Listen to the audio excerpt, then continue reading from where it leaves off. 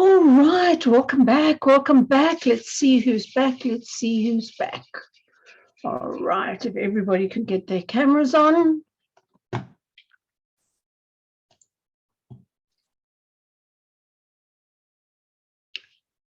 Awesome, awesome, awesome. Welcome back, everybody. All right. Listen, if you're still munching your lunch, that's totally fine with me. I don't mind as long as you brought your brain with you and you didn't leave your brain in the kitchen. You're more than welcome to carry on munching. Okay.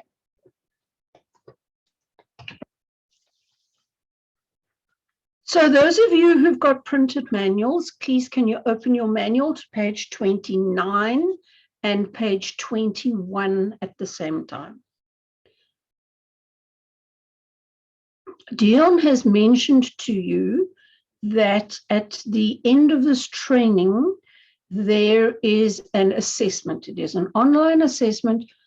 Please, we will give you all the information, the full-time group, I'll give you all the information you need tomorrow morning. The part-time group, I'll give you all the information you need in the middle of June. All right?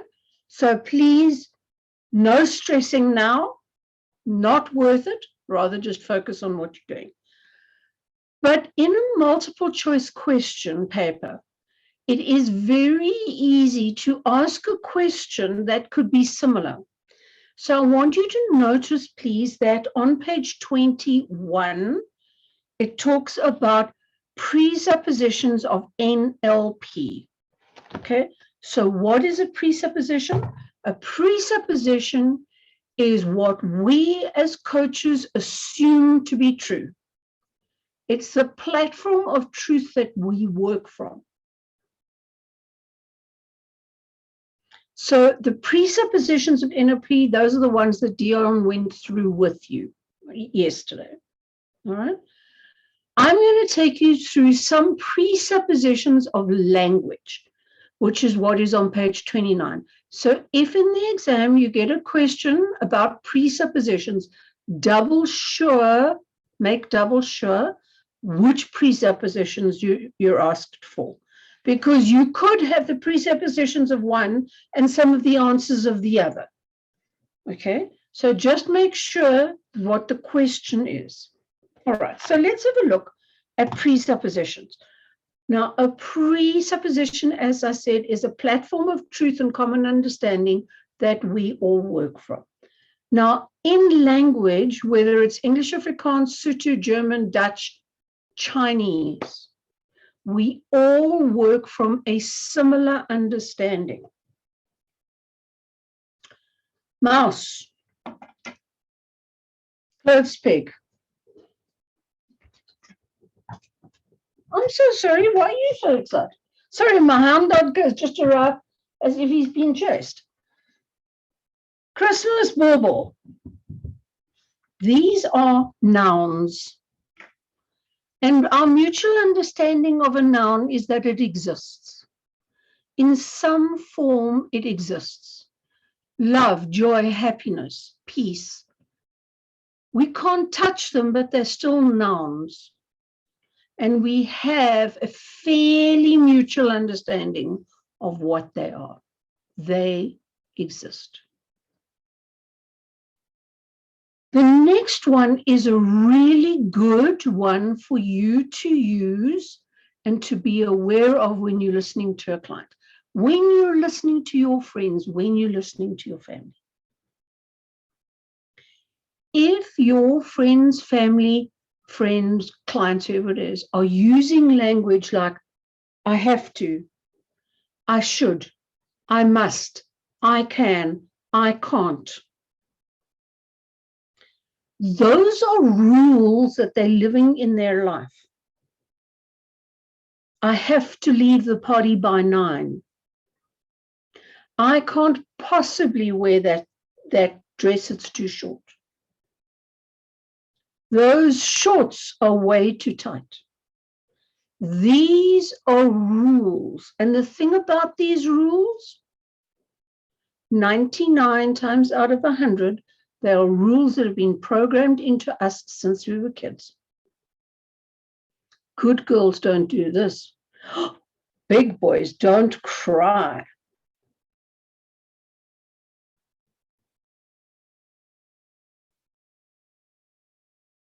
And so I want to ask you, when you hear yourself using these rules, this rule-based language, question it and say, whose rules are these?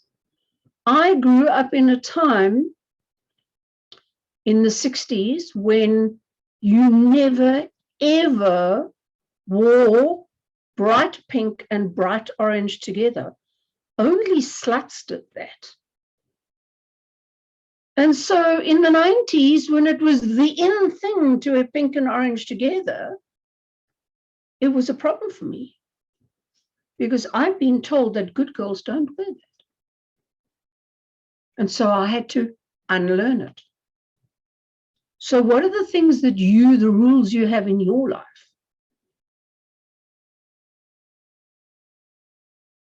And are they yours? Or do you have a client who lives in a world of, maybe I can, possibly I could do this. What if? It's either a world of necessity, which is a rules-based, very shrinking kind of a language. It's a small world leading to a small life language. It's a constricting set of language. Or we use a language which is full of hope and possibility. It is expansive. It is growing. What are you and what are the people around you? I love the next one because if we just listen hard enough, we'll hear ourselves using this one all the time. Now, cause and effect means there's a trigger and there's a consequence. If I don't leave now, I will miss the train. If I don't switch on the kettle, I won't get hot water. If I don't do this, that won't happen. If I don't make my sandwiches now, I won't have lunch. So there's a cause and an effect, and we use this often. The next one, though, is one that is an absolute classic. And girls, I'm afraid I'm going to give us a slap over the wrists on this one. He didn't phone me at 3 o'clock, therefore he doesn't love me. There's a trigger, an outside trigger, and there's an interpretation of an event. So something happens outside of us.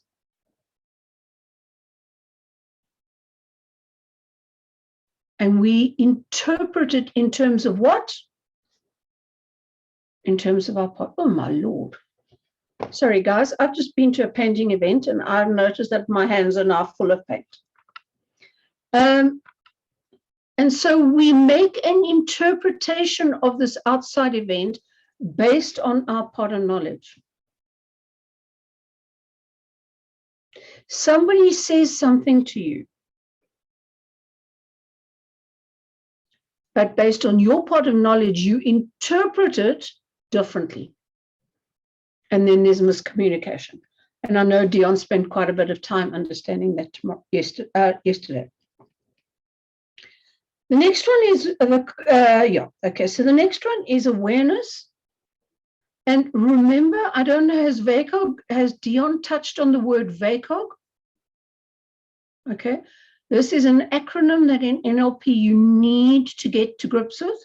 You need to understand, because going on in this training and all other NLP training, they will never spell it out for you. It'll always be, and when you use the VACOG, it becomes a noun all on its own. Visual, which is your sight. Auditory is what you hear. K is kinesthetic. Now, kinesthetic has two. Kinesthetic is this kind of touch feel. I can feel the mouse in my hands. It's also the feeling of that emotion. Okay. is olfactory, what can you smell? And G is gustatory, what can you taste? When you listen to people talking, and over a period of time, you will hear that some people tend to favor one sense than the other. So somebody will say to you, oh, I see on Facebook, you're going to Durban, which is a local town here in South Africa. Another people will say, oh, I believe you're going to Durban. Believe, kinesthetic. Somebody else will say, I hear you going to Durban. When you listen, you can find out which is a person's dominant sense, because they use the language that talks into that sense. As a coach, that becomes really, really helpful. Because if I know that somebody is visual, is their dominant sense, I can create pictures for them in their mind. But if I pick up that somebody is auditory as their dominant sense, doesn't help me talking visual pictures. I've got to talk sounds. Now, the reality is that they say about 92% of people are visually the most dominant sense. Behind that comes the auditory, and behind that comes the kinesthetic sense.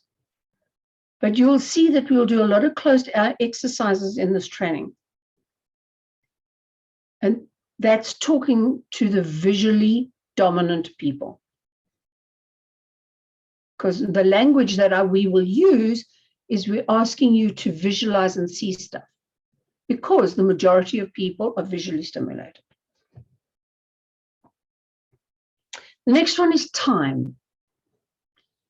You will often notice that people are, I haven't done this, I must do it quickly, not yet, stop. Those kind of time-based words.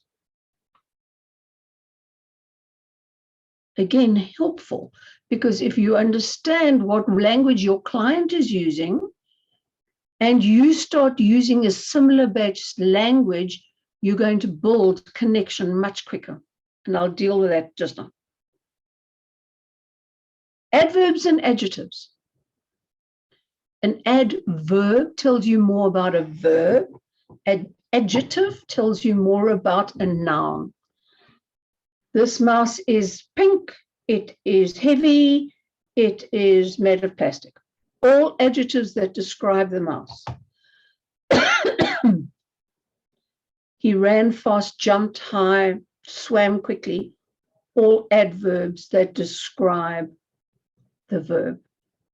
Now, there are people who use lots and lots and lots of those, and I'll come back to that in a few minutes. There are other people who will only use one. It's pink. Finished.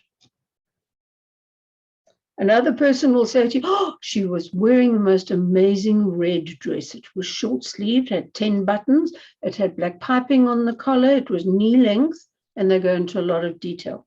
And I'll talk about that in a minute. The next one is the black and white people. Some people live in the world of black and white. It's either this or it's that. There's no middle ground. And that's a really difficult place to be. Because this option has good and maybe some not so good points. This option has good and maybe some not so good points. So I really would like a combination of the two, which is inclusive. It's this and that. So I want you to please write the word and next to the or there, because it's and or. If it's this or that, it's exclusive. If it's this and that, it's inclusive. And then finally, the last one is the checklist people. First, I must do this. Second, I must do that. Third, I must do this. Fourth, I must do that. Now, why are these important? Because when you understand the language patterns that your client is using, you can start using, deliberately start using a similar language pattern to build a good connection. And we'll talk about that a little later. Okay, so now, are there any questions on that, folks? Okay, all right. Just to understand the presuppositions of NLP, of language rather. Okay, so now what we're going to do, we're going to have a game. We're going to play a little game. I'm going to put you into breakout rooms, and what we're going to do in these breakout rooms is we're going to look at, now this is not related to the section above, okay? This is a different section. We're going to look on page 29 at the 3 statements that are there. How many of us? There are 39 of us, sure. Lots of people from yesterday. 39, so that's 14 breakout rooms. Let me just check.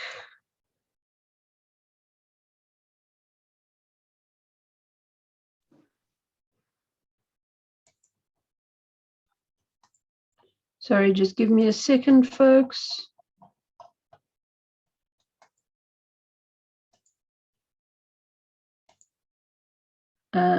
Just making sure that the machine that is recording is on its own. Okay, most of you are in groups of 2 and 3. And this is what I want you to do. I want you to read the statement. I am not sure whether or not I should be fiddling my expenses. Without creating a context or without creating an environment, I want you to look at the statement that follows. He has expenses.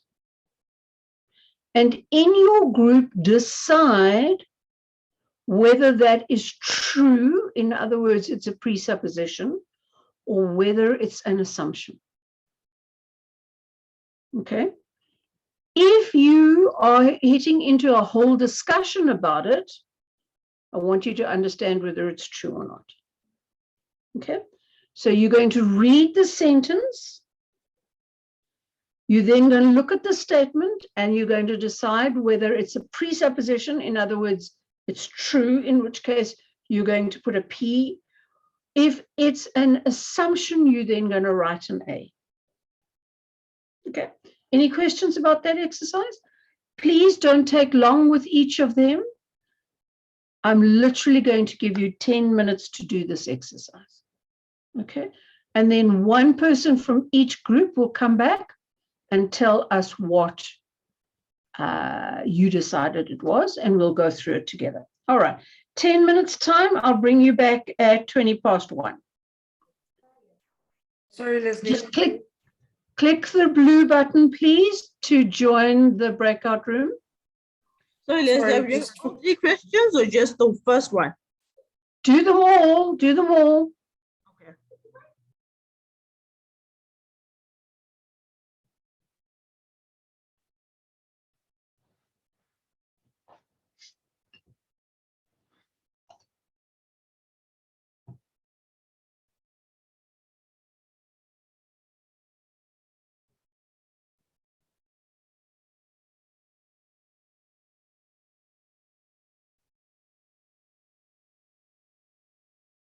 Angwani, Prudence, Ntando, Elwin, please accept your invites.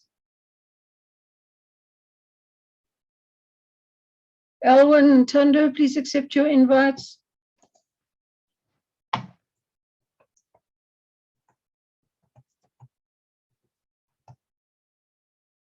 Hi, Liesel.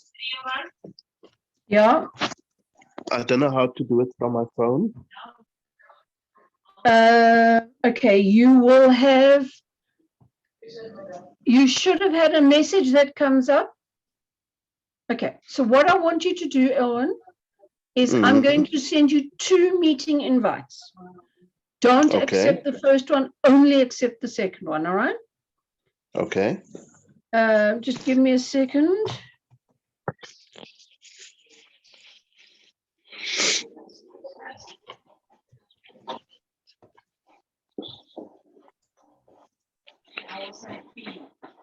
All right, so let me just see where you are.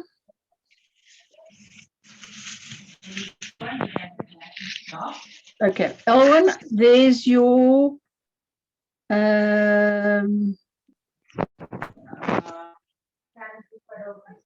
give me a second. I just want to see who's in breakout room 14. Okay. Okay, Elwin, you should have a request there to breakout room 11. Okay, must I join? Accept that one. Accept that one. Ntando.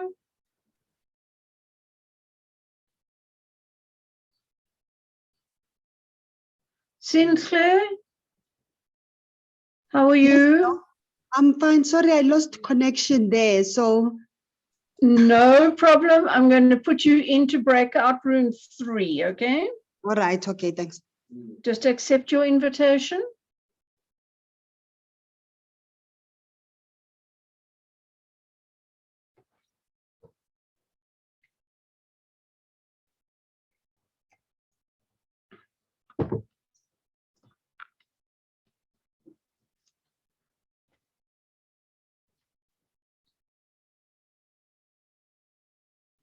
Ntandu, are you there?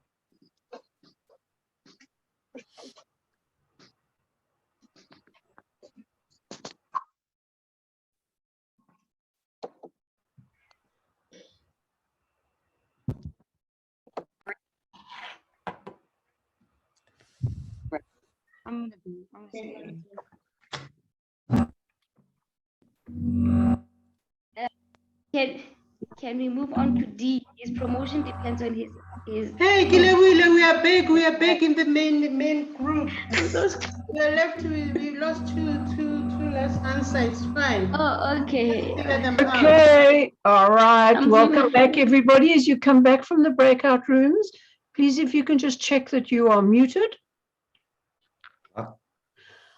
Okay, so let's start breakout room number 1, Elka, Lexi, as Sanjentha, who's chatting for you guys. Lexi will talk. Okay, Lexi, you just got nominated. That's fine. Okay, so for question number 1, we went with P. Do you want me to read it out? No, everybody's read it. Okay. And what was your Okay, reason so for it's- doing? We said it was a supposition because he said that he wasn't sure if he should stop fiddling with my expenses. So he Good. admitted he had expenses. Yeah. Wonderful, thank you. Group 2, Madale, Miriam, and Voyo, 1B. He doesn't like his job. We said it's an assumption. Because Correct. nowhere in this sentence do they mention his job. Absolutely, well done. Group 3, Mandisa Naza Zintle, 1C. He currently fiddles his expenses. Hey, we said P for that. I don't know if we're right, but yeah, because he's made the statement that he currently does. Yep, exactly. Group 4, Amy Precious and Tule. Number 1D, he is an indecisive character. We said that is we said that's an assumption.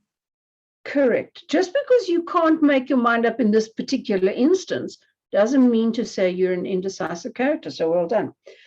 Group 5, Anthony, Marita, Nonhlanhla. 2A, she feels the management is treating her unfairly.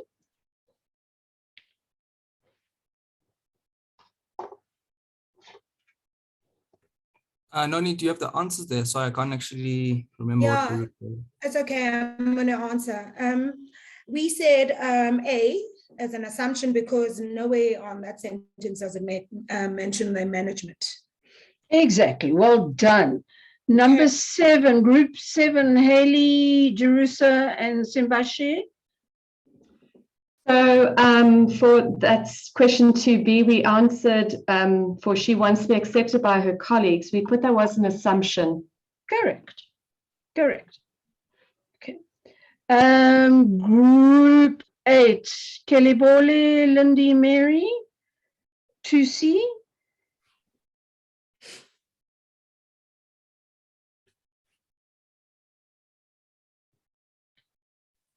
Hello. Hi, we put. Kilewile is gonna be our speaker. Kilewile, go ahead. Kelly, you must unmute yourself. Otherwise, we can't hear you. Okay. Hi, Boo. We can't hear you. There you I'm go. so sorry for that. Lindy, can you help me, please? Thank you. We put C, we put A because it's an assumption. Her colleagues do something she's not currently doing. We put it an assumption. I don't know if that's right. No. All my colleagues are doing it. The trick here is that you're not 100% sure whether she actually is fiddling her expense. I don't see why I can't do it. All my colleagues are doing that. It's not saying that she's actually doing it. She might be thinking of doing it. Okay, so it's an assumption. Yeah, we put assumption. Leslie, we put assumption. See, Yeah. Yeah, But I'm so just that's- explaining why some people may have it as a presupposition. Okay, so assumption is correct. Yep, indeed. All right. Then group number 9, Marie, Sheridan, and Vanessa. So we said D is a presupposition.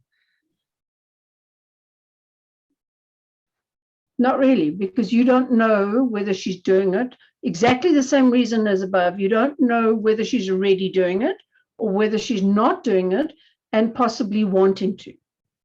Okay. So because we don't know for sure, it's also an assumption. She might just be asking the question. Cool, nice one. Group 10, Martina and Toyo and Stephen.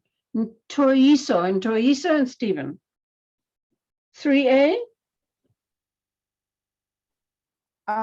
We said that is a presupposition because he is blaming himself that if he does not learn to assert, then he will not be promoted. So he is actually blaming himself for not being promoted. But is that the truth? We is don't that know the that. truth? Do we know that that's true? That if he becomes more assertive, he will get promoted? Do we know that for sure? No, we don't. Maybe he's not getting promoted because he's doing a really bad job. Oh, okay. Okay. So we don't know for sure. So therefore, it's an assumption. Elwin, Lunzini, and Michelle. 3B. We said that's an assumption. Correct. He doesn't know how to communicate. Just because he thinks he needs to get assertive, it doesn't talk about communication. Nice one. Room 13, Adrian, Ngwani, and Nasli. 3C. Well, we didn't get that far. We were a little bit slow on the uptake. Okay, Adrian, would you like to have it again? Can I just do it? Yeah. Okay. Yep. So he wants to learn new ways of communicating. I'd say that's a presupposition because he feels the need to learn how to communicate better. He feels the need is an assumption, not a presupposition. Okay. We don't know that it's true for sure. All right. Okay. And the last one, his promotion depends on how assertive. Well, of course, that's his assumption. He's making an entire assumption based on if he becomes more assertive, he will get promoted. But as we said, it might be because he's never at work. It might be because he arrives late, maybe because he's a grumpy old fart. Who knows? All right. Are there any questions about that, folks? Yes, Michelle. Yeah, I don't. But are we not like in the statement is according to what he believes, right? No, I asked you to look at the sentence. Yeah. Based on the sentence, tell me if it's true. You don't know that it's true. You don't know. Okay. So not what he thinks. Okay. It's not what he thinks. It's what is the truth.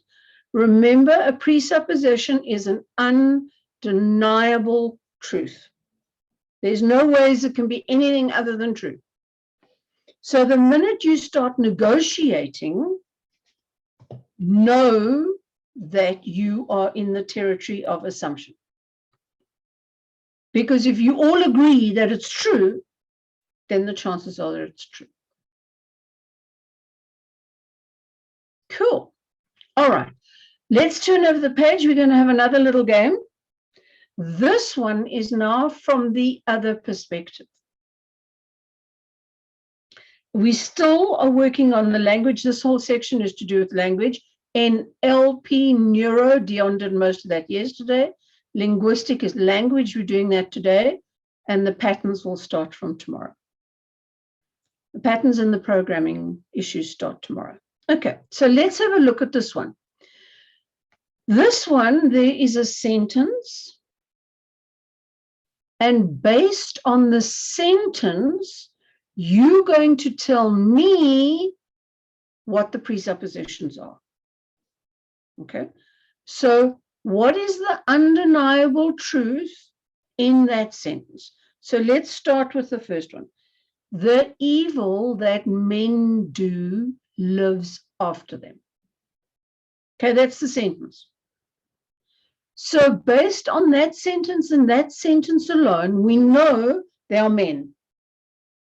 We do not know whether they are men as in mankind or men as the male gender. But in some form, they are men. Okay. In terms of the sentence, we know that there is evil. So we have men, we have evil. We know that men do evil in terms of the sentence. We also know that men die. In order for the evil to live after them, they have to die. So they are men, men do evil, men die, and men lived. Those are the things we know for absolutely sure.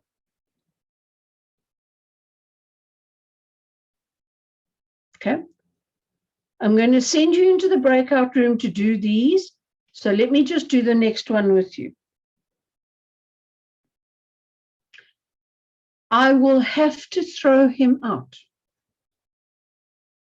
So we know for sure there's an I and we know for sure there's an him. The other thing that you know for sure, that in some way he is in. We don't know what he's in. He could be in a contract, he could be in a car, he could be in a room, he could be anywhere. But we know there's an I, we know there's a him, and in some way he is in, because you can't be thrown out if you're not in.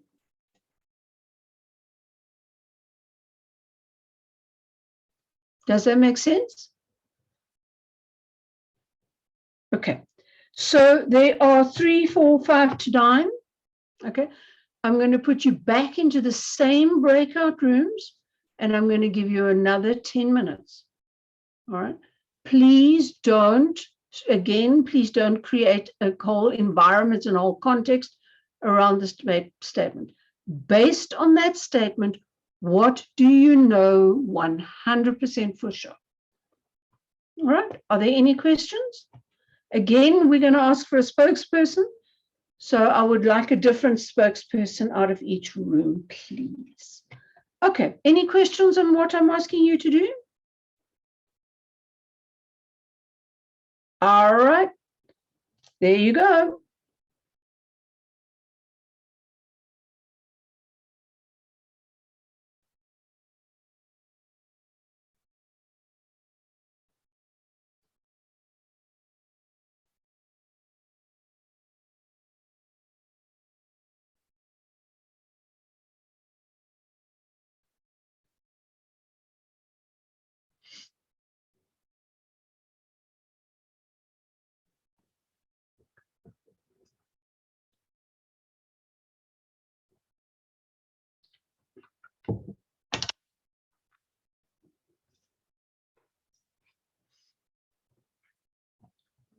Non-Klantler, Nintendo.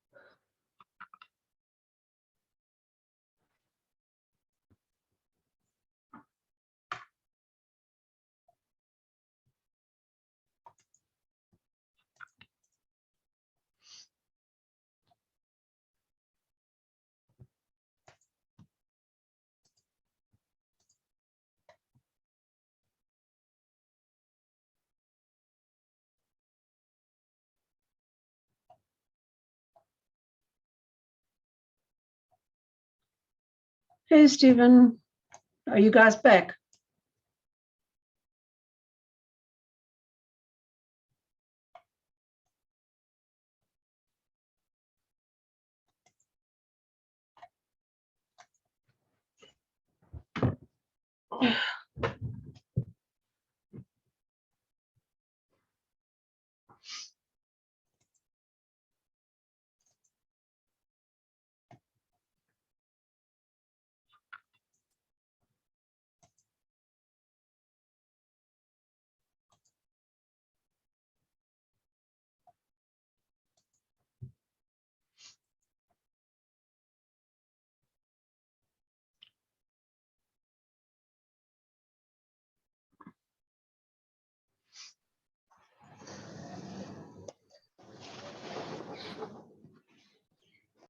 All right, everybody, as you're coming back, let's just mute our microphones as you come back, please.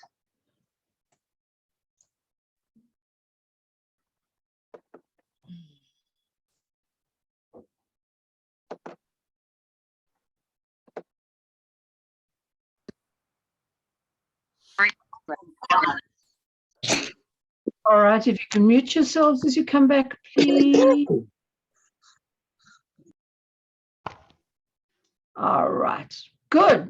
Okay, group number 2, Medale, Miriam, and Vuyo. Number 3, if the government had acted sooner, the crisis would not have been severe.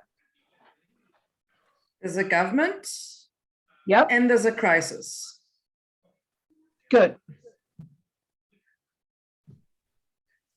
Severe, and the word severe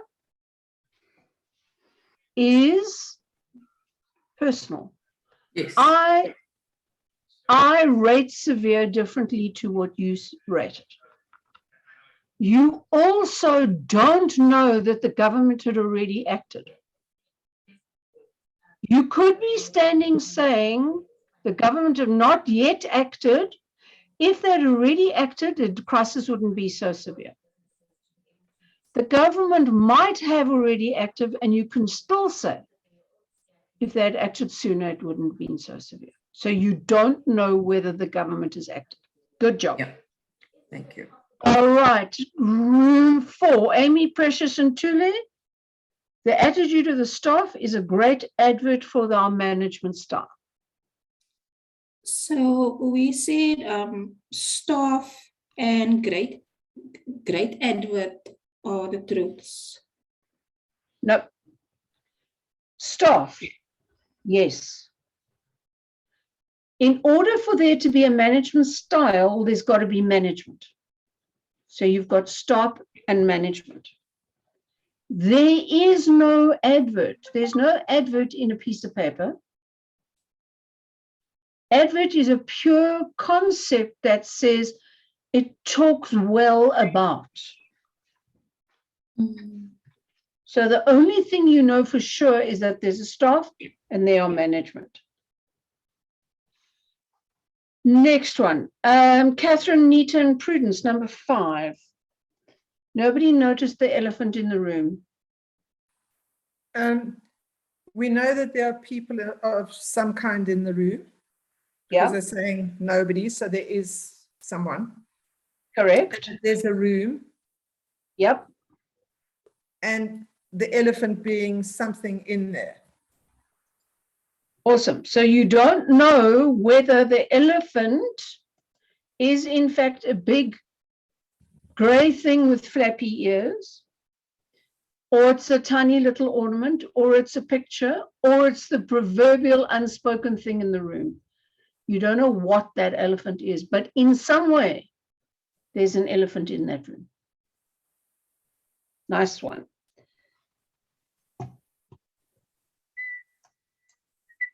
All right. Haley, Jerusa, and Simbarashe, number 6. Stop looking at your watch. Obviously, there is a person and there's a watch. Nice one. You don't know whether the person is talking to themselves or whether they're giving an instruction. So the only thing that you know is that there is someone, there is a watch, and in some form, via the Simbarashe, the one you missed, there's an instruction being given. Timekeeping. No, an instruction. I'm saying stop looking at your watch. That's an instruction. Okay. All right. Okay. Marie, Sheridan, and Vanessa, number 7. Number 7, we know that there's someone who has not done something. There's 2 people and 1 person has not done. So there's an I and there's a you. And in some way, there's an instruction that has not been complied with or done. Yes. Yeah. Okay. Nice one.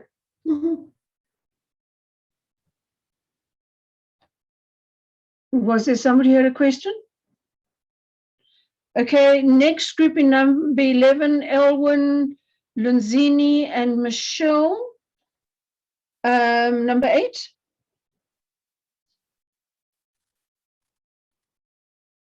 Sorry, Leslie, we didn't get to number 8. Hey, talking too much, huh? Yeah. Negotiating too much. All right, so let's go Adrian, Hangwani, and Nasli. Number 8.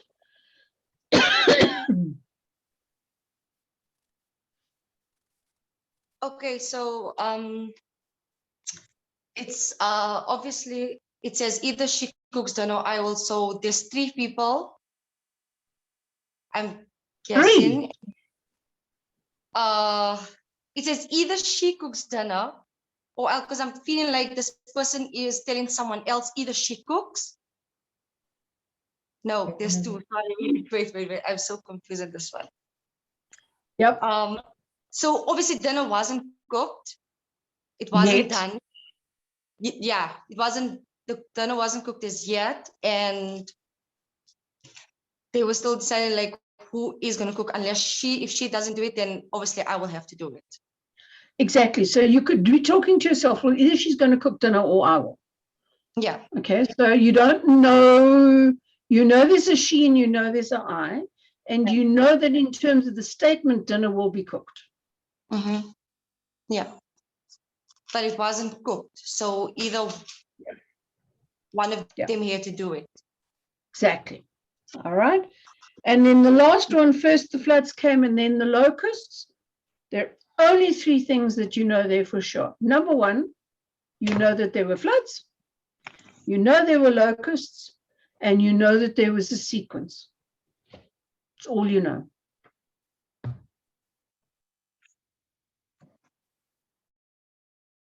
Okay. Is anybody having any realizations as a result of this exercise and the story about the cash register?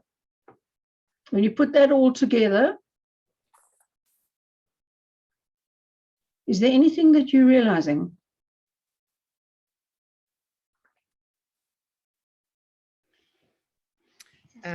Leslie, if I can say something, I think that we do not pay attention to detail enough and we do not listen properly. This is what I've learned from this. Point done, 100% check. we don't listen properly, and therefore we make assumptions. We hear something or we read something, we check into our pot of knowledge, and based on our pot of knowledge, we make an interpretation or an assumption. How many of you have realized how much assuming you actually do? I hope everybody has realized that we make an awful lot of assumptions. And what happens when we make an assumption? Anybody? Making an ass out of you and me. Yes. We're not asking enough questions. Yes. It's relationships, people. Yeah. We also I'm losing saying, along the way. I'm saying this, you're understanding that, now what happens? We generalize. Miscommunication. Miscommunication, yeah. So, what is it with my animals today? Miscommunication. I'm saying one thing, you hearing that, you're looking into your pot of knowledge and going, I know exactly what that is. But that's not what I'm saying.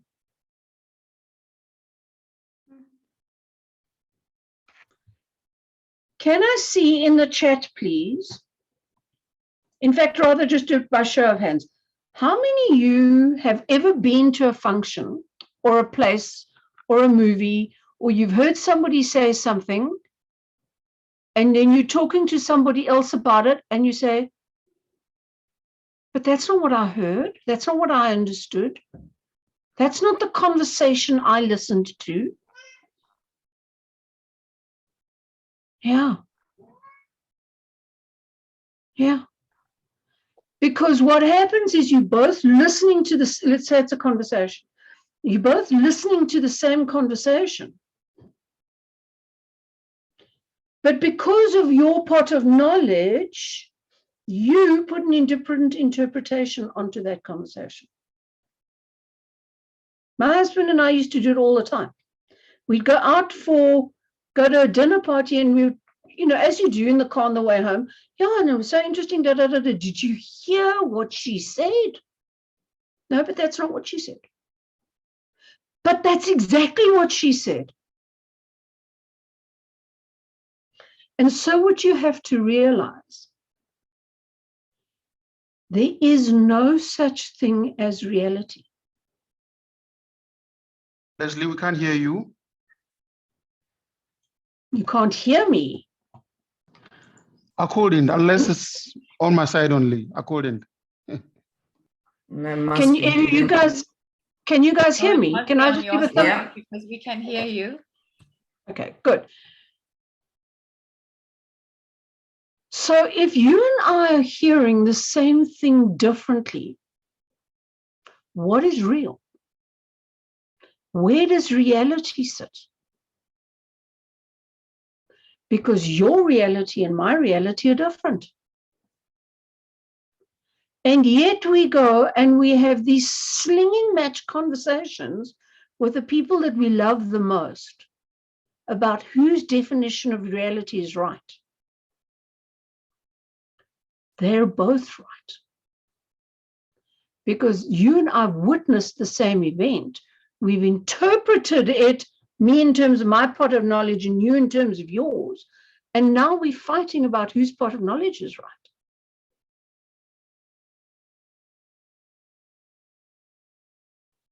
Lindy, is that for a question?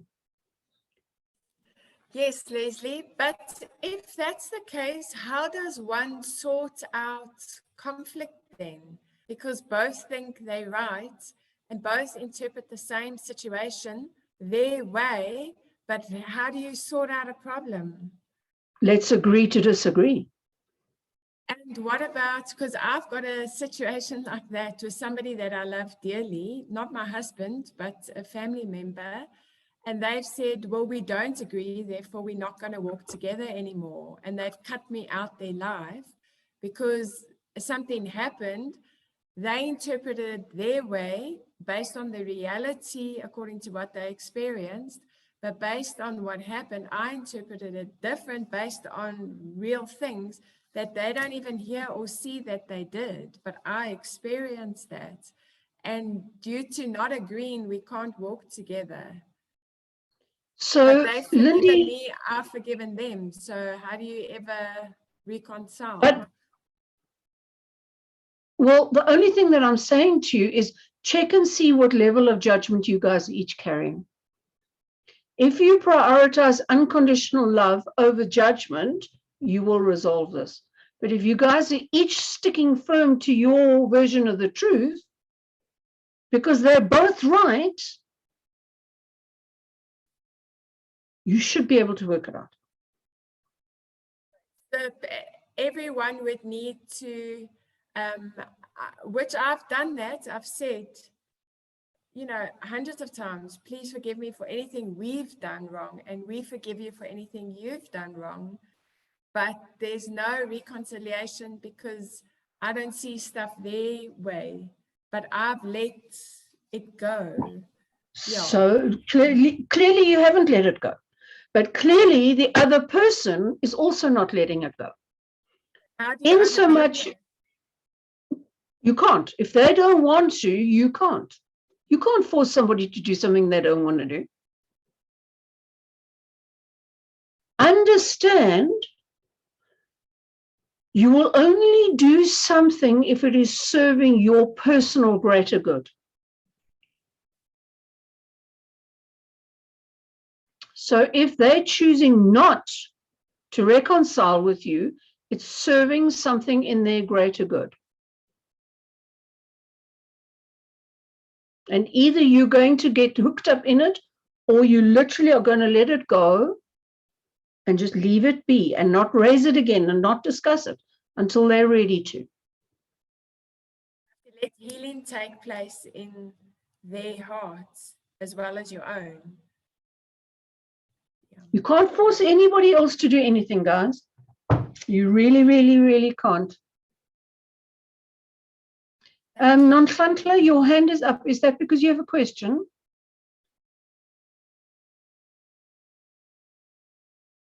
Okay. Ntiyiso, your hand is also up. Do you have a question? No, sorry. I think I pressed something that I was not supposed to press. Okay, not a problem. I'll take it down. It's all right. All right, thank you. All right. Okay, good. All right. So please, folks, this is an incredibly important point to realize that difference of opinions are fine. We don't have to agree, but we have to learn to be tolerant to accept other people's point of views. Because we are not going to see the world the same way, ever. Every thought, every decision, every action, every opinion, every behavior that you have had or done or made to this very moment has brought you to this moment. Same with mine. My map of reality is my pot of knowledge. And yours and mine will never be the same. So you and I will never see things the same. I have a client who is desperately, desperately, desperately trying to find happiness in her marriage. And she's emulating it on her parents' marriage, which she sees as being the epitome of a happy marriage. When I started talking to her and we unpacked it, I said to her, do your parents ever argue? Yeah. Oh, okay. So there's a difference of opinion there. Oh, yeah. And how do they resolve it? They respect each other's point of view and move on. And she'd forgotten that last little piece. She's forgotten that although they argue, they can respect each other's point of view and move on. Girls, I'm afraid that we are classically guilty of dragging up everything our loved one has done for the last 5,000 years. Every tiny little thing that that person has done wrong. But on the 29th of December, 2020, you said, sounds like a judgment to me. It's in the past. It's not serving you, dragging that stuff up again.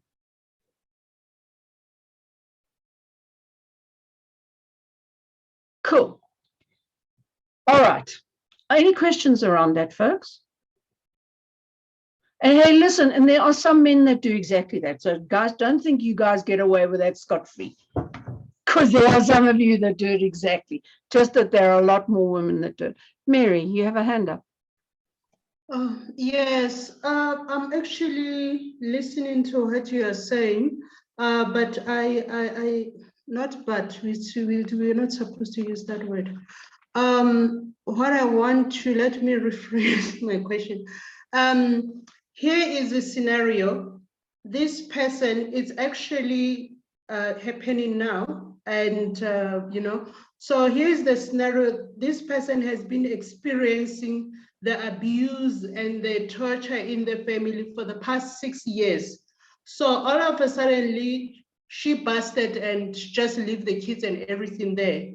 So when I was trying to find out, that's when she's telling me all these things that has been happening. And while they were happening, she was told, no, you are a woman, you have to move on, you are married and all that. So now that because I've arranged to get sort of counseling, I can't do it because I might take side. I won't take side, but they'll think that. So what I was saying is, now when this matter, you try to resolve the matter, the person will have to say, this is what have been happening. It's the past, but it has never been resolved. So okay, Mary, we're talking about a very different thing now. Okay, we're talking about a very different thing. When you're in a space of abuse, a person will stay in a space of abuse until the pain of being in the abuse is greater than the pain of leaving. Okay. For as long as the pain of leaving is more frightful than the pain of staying, they will stay. And so it's a long.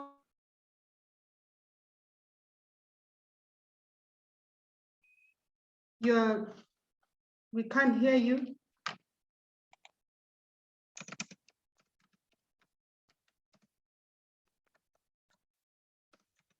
Hi, Leslie. Yeah, she's frozen, guys. Yeah, she'll probably reset and come back in. Okay. All right. Okay, there you go. All right. So what I was saying is, once the person has decided to leave, as a coach, we can help them with their exit strategy. It's like a person who has decided to stop drinking. We can't help them with the stop drinking. We can help them to stay stopped. Until that person has decided for themselves, there is nothing that any family member, friend, or coach can do. Simple as that. You're wasting your time. Love them for who they are, love them unconditionally, and be there to support and catch them when they need you. But you cannot make the decision for them to get out. Because the minute they get out, their life isn't now ordered, structured. Now what? Okay, Dion did a way in towards with you, right? They need to have a plan after they've got out. So they've got something that they're working towards. If they're running away from the abusive relationship, the minute they get out of the abusive relationship, everything falls apart. because there's no plan. And so what happens? They go straight back again. Make sense? So it's about helping those that have decided to take action. We cannot help people to take that decision. That decision has got to come from them. And only when they're ready will that decision come from them. And again, when the pain, they call it the burning platform syndrome.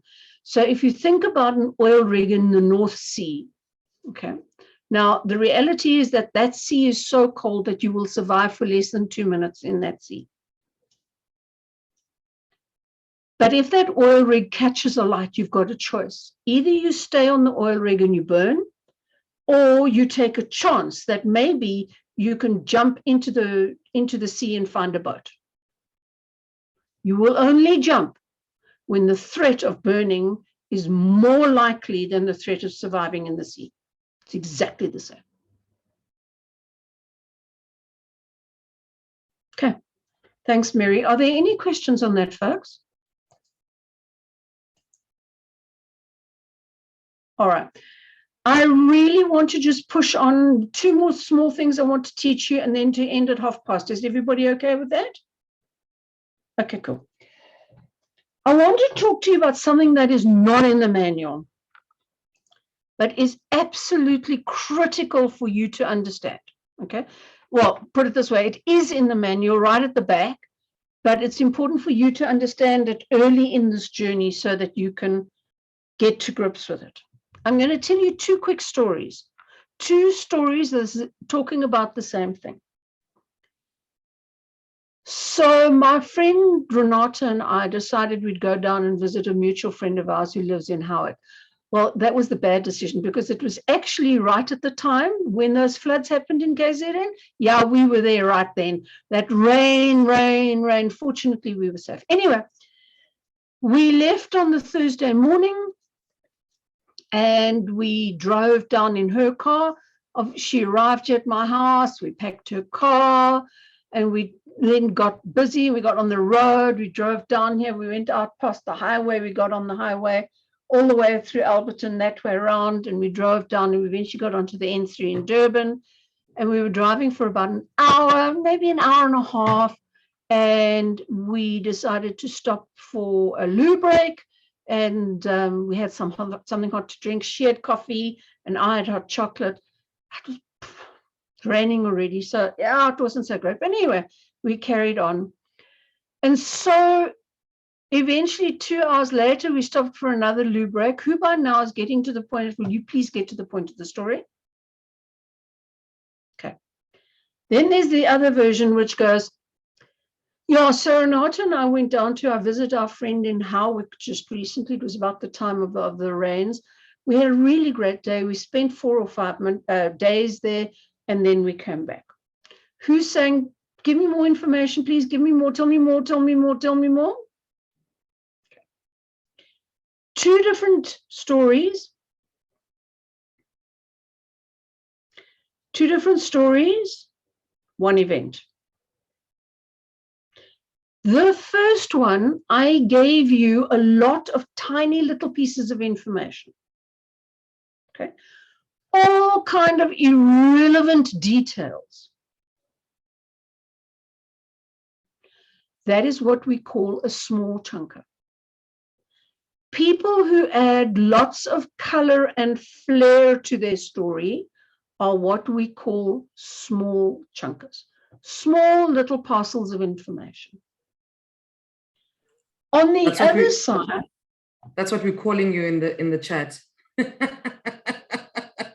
On the yeah, but understand that this is deliberate.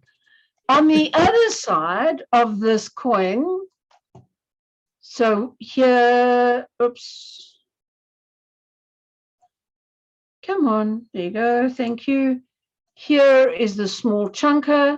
On the other side of this coin, we have the big chunker.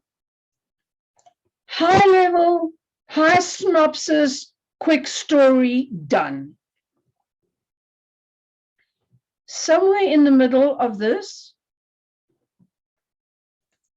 okay, Don't know why my whiteboard's disappeared now. Somewhere in the middle of this is going to be the pivot point, where small chunkers become big chunkers. If you decide that you are a big chunker and you say, I rate myself round about here, notice that even though you are a big chunker, there are going to be big chunkers that chunk smaller than you in down to the very smallest chunkers. Okay. There are also going to be those who are bigger chunkers than you.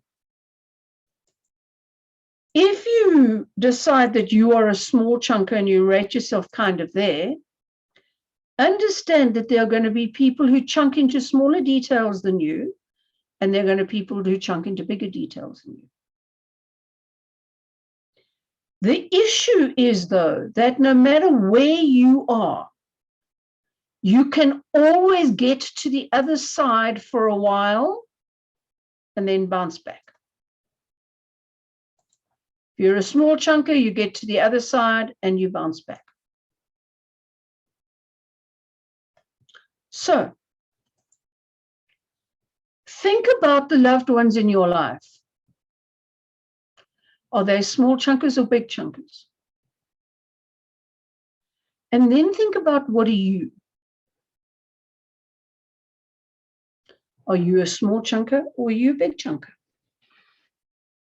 So let me tell you what used to happen in my household when my husband was still alive. Peter, by nature, was the smallest chunker on the entire planet. Me, on the other hand, when I'm not training, I'm a pretty big chunker. Okay. Just get to the point, tell me the details, and I'm done. Peter would get home from work and I'd say to him, Peter, how was your day? And 45 minutes later, he still hasn't got to morning tea yet. So you can imagine it frustrated me no end, and we would argue. Just get to the flipping point. I don't need all the detail.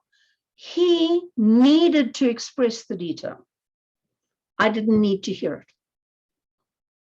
So we agreed that what we would do going forward, after we both got zigs with all the fights we were having, we agreed that after my daughter went to bed, we would sit down, I would get my laptop out, I'd put it on my lap, and I would start working. And as I started working, I would say to him, hey, Pete, so how was your day? I would go in emails, do whatever I was doing, and I'd check in with him periodically as to, oh, really, that was interesting. And what did he say to that? And of course, off he would go in another 15 minutes. It wasn't that it was disrespectful, because that then worked for us. He needed to tell the story. I didn't need to hear it. And he knew that I was only listening with half a ear. But that was okay. It worked for us. So think about your loved ones, your children and the adults around you. Think about your colleagues. What are they? If you are in a leadership position at work, understand who you're giving instructions to. If you're giving instructions to a small chunker, you need to give them step-by-step instructions. Tell them exactly how you want it done. What color font to use, what size letters to use. They want that detail. If you are talking to a big chunker, tell them what you want and let them go and do it. Because if they're not sure, they'll come back to you.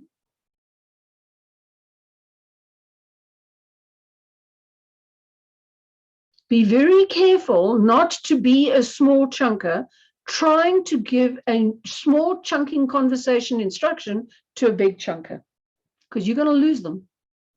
They will listen to you for like 30 seconds and then they're gone.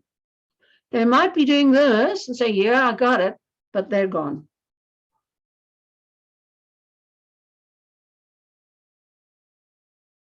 For you have your hand up. Is it possible to be a small chunker but consume information as a big chunker? No, because you will normally consume and express the same way. But you can be a small chunker and sometimes be a big chunker. So when you are talking to something about your stamp collection and you are over the moon about your stamp collection, it is your pride and joy about your stamp collection, you are going to be a small chunker because you are so passionate about this thing, you want everybody to know everything about it. If, on the other hand, you're talking about a sock collection that you really have no interest in, you want that conversation done and dusted and gone because you've got no interest in it. So things that you're interested in, you'll tend to be a smaller chunker than things that you're not interested in.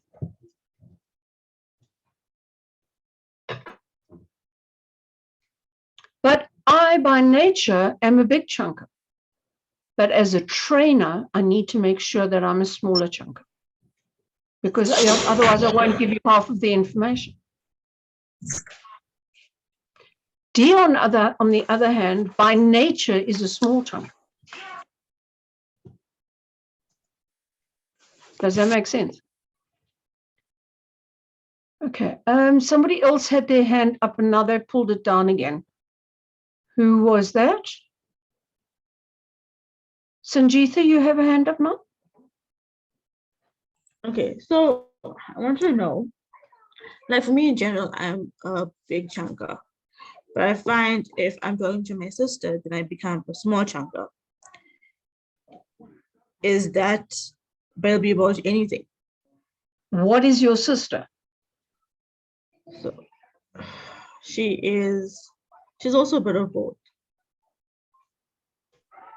So just understand why that's happening. What is the reason that that's happening? Why do you feel the need to give her a lot more detail? If she's a big chunker too, maybe she doesn't need it. Yeah. Okay. All right. So why am I telling you this?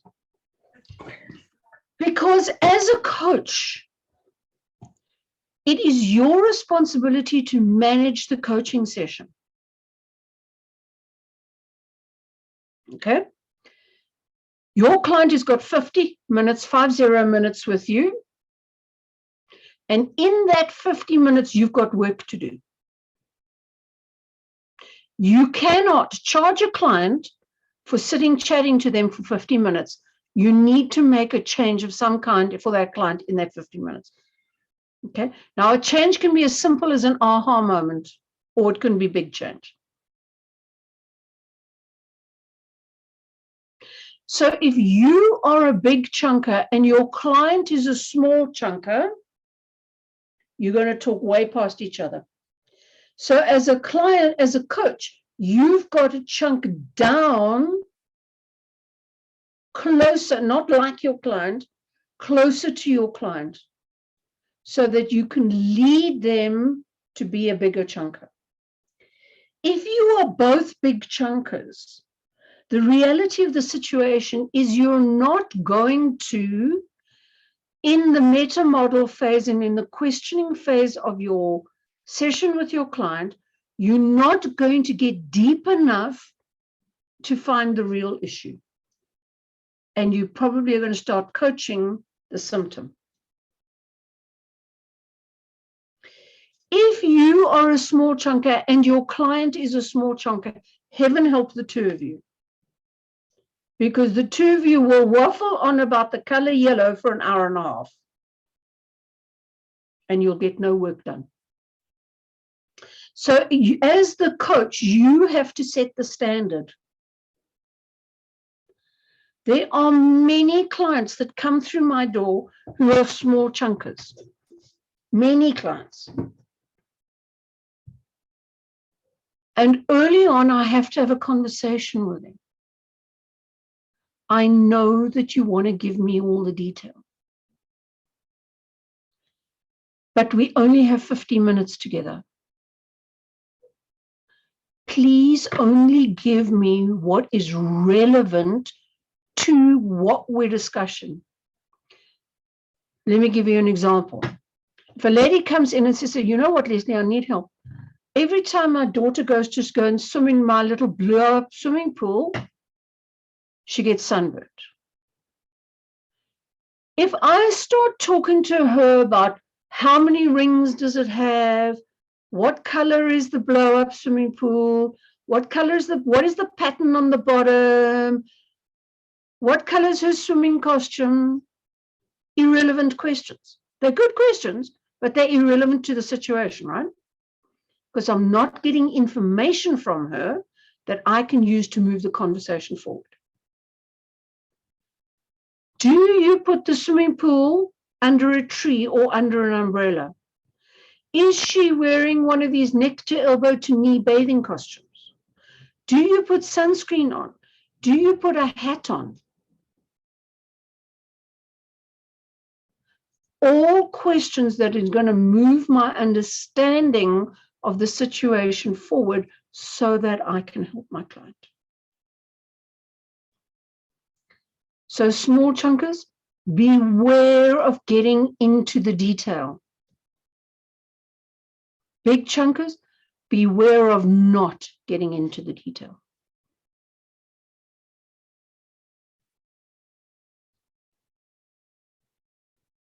Cool.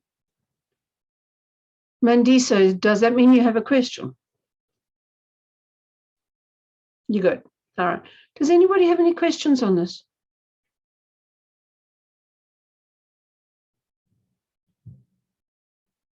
No. Okay. Okay, so I took a little longer on that. Adrian, was that a...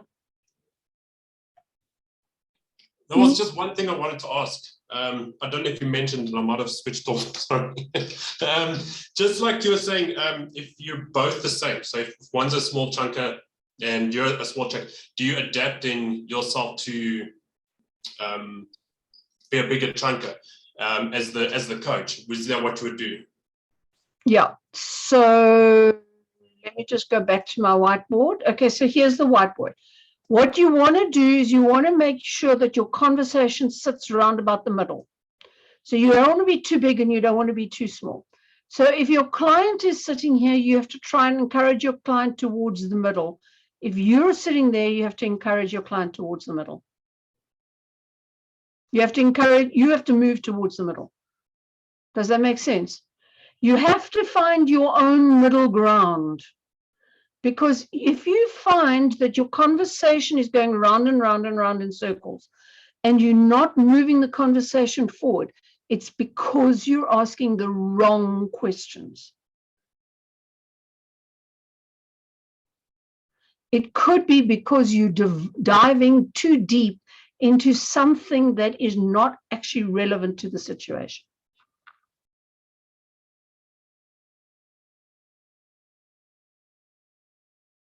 You will see when Dion and I do the techniques with you guys during the course of this training, we spend 3, 4, 5 minutes finding out what the issue is. Remember, we are not focused on the problem. We need to know just enough to understand the situation. So if I'm dealing with a rep person, I don't need to know who, when, how many, how long did it last. It's not relevant. What is relevant is this is how you're feeling right now. What do you want to, where do you want to be? You want to be this place, you're here right now. There's a journey. How do I help you get there? I just need to know sufficient about that incident. How long ago was it? Probably all I need.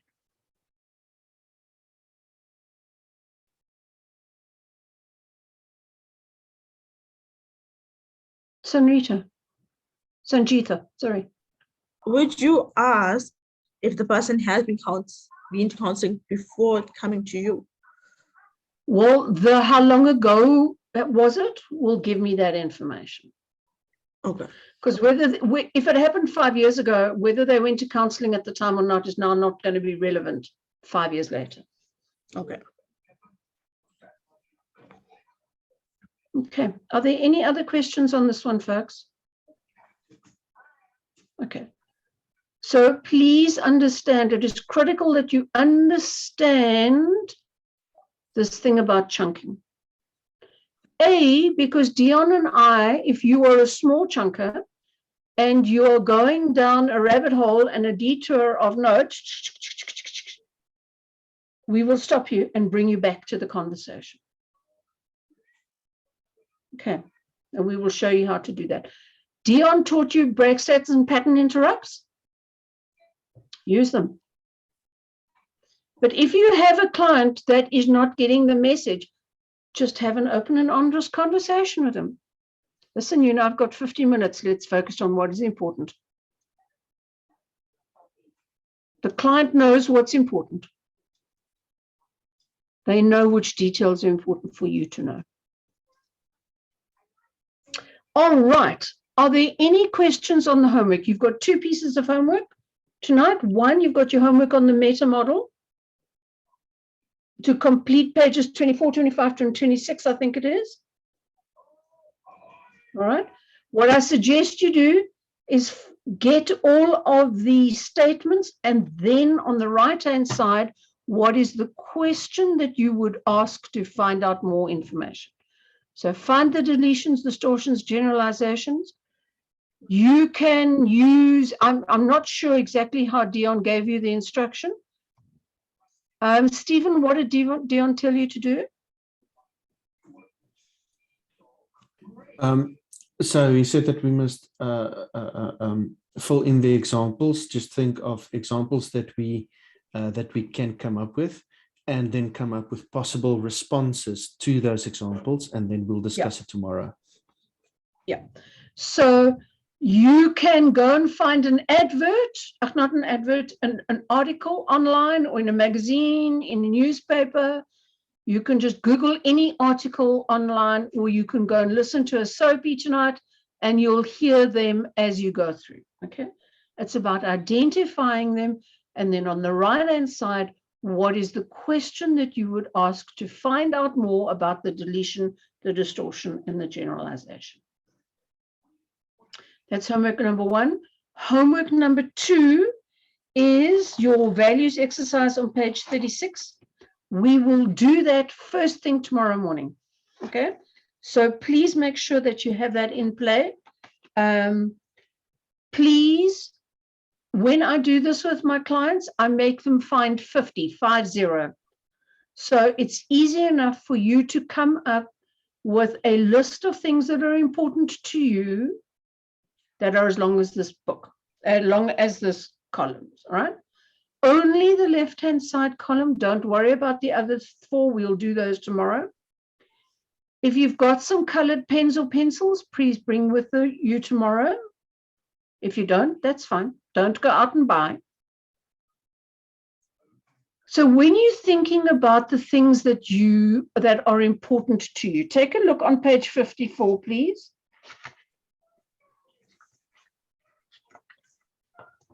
Inside there, you will see on the left-hand side in that diagram, environment, behaviors, capacity, beliefs, identity, and spirituality.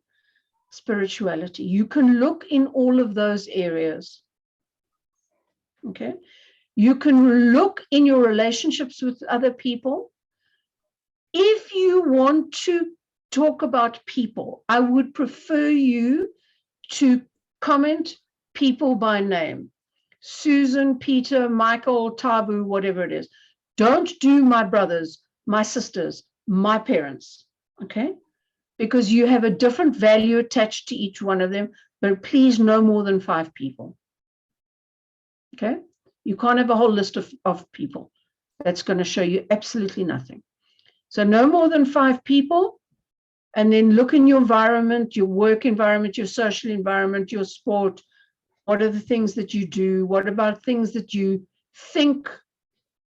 All of those sort of things. You should easily get that list full. Sangeeta? Sorry, I'm lost. Which page number 54? Yes, page 54. Okay. On page 54, there's a diagram that looks like that. Yeah. Those Okay, so 6 I thought it was in a table format. Okay, that's fine. So look at those 6 things. Those Yeah. can give you an idea of the areas that you can look in for the things that you value. All right. Are there any questions, folks?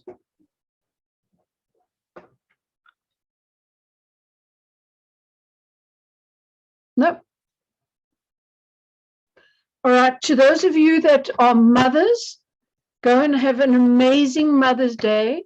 And to the men in our group, those of you who are mothers, behave like mothers, have mothers' roles to play, please go and enjoy the rest of your day. To everybody, cheers. See you tomorrow, 9 o'clock sharp. Bye. Thank Thank you, Leslie. Bye. Thank you, Leslie. Bye. Thank you, Leslie. Bye. Bye. Have a good one. Bye. Bye. Thank you. Bye bye. Okay, bye. Thank you. Leslie, before you go off. Oh God.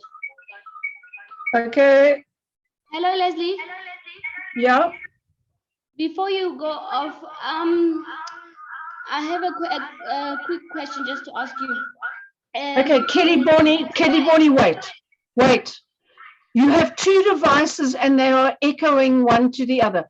Please move away from the other device. Sorry. As far as I know, I enrolled for the part-time, and according to the dates and the times, is the class for part-time not supposed to be beginning after hours? Yes, it is. Okay, so I'll only be Yes, it able is. to join in the afternoon class. Yeah, so the first one is next week sometime. I'm not just sure when. Next week. Let me just look. When is it? Part-time training is on Tuesday. This coming Tuesday. Tuesday evening, yeah. So am I lost? What's going on exactly? Am I relevant in logging on to the full-time classes the past 2 days? Today and yesterday? No. You joined the part-time group, right? Mm-hmm. Yes. You've got all the dates of the part-time group. Uh-huh. Then you join the part-time group. So, okay, I don't know whether I get what you're saying. So Sorry, tomorrow, sister, you are not lost. You are not lost. We are both Kelly on a Polly. Okay, listen. The next training for the part-time group is on Tuesday at 7 o'clock. in the evening. So tomorrow I'm not In the logging evening. in. No. Okay. Okay. Okay, ma'am. So the homework that you've just given us, you'll only be able to do it on Tuesday at 7 o'clock. But you need to have it ready for Tuesday at 7. Yeah. Okay. Okay, now I get you. All right. Yes, Sorry thank you so for the much, Leslie. confusion. All right. Thank you so Bye. much. Bye-bye. Nasli, Jerusa, Precious. Are you waiting? Do you have questions? No, thank you. No, I'm okay. It's just I was just listening to your answers to Kelakabokele, but I'm fine Okay. because I was on the same boat with her. All right. 7 o'clock Tuesday. 7 o'clock Tuesday. Thank you. Good. Naz, do you have a question? No, I was just making sure like everything was touched on before we left. Okay. All good to go now. I actually wanted to ask you on page 54. I wasn't really focused, like I was a bit lost there. Did you give us homework on that page? No, I was saying use those names to think about what is of value to you. Use those areas of your life. Okay. Okay. But is it like the values like based on people or just like general values in our everyday lives? Nasli, what's important to you in your environment? Who are the people, the top 5 people that are important to you? What is important to you about the way you behave and the way that you do things? What are the important things that you do that are important to you, that you value? Okay. Okay. Right? Yeah. Thank you. Okay, folks. Bye. Bye.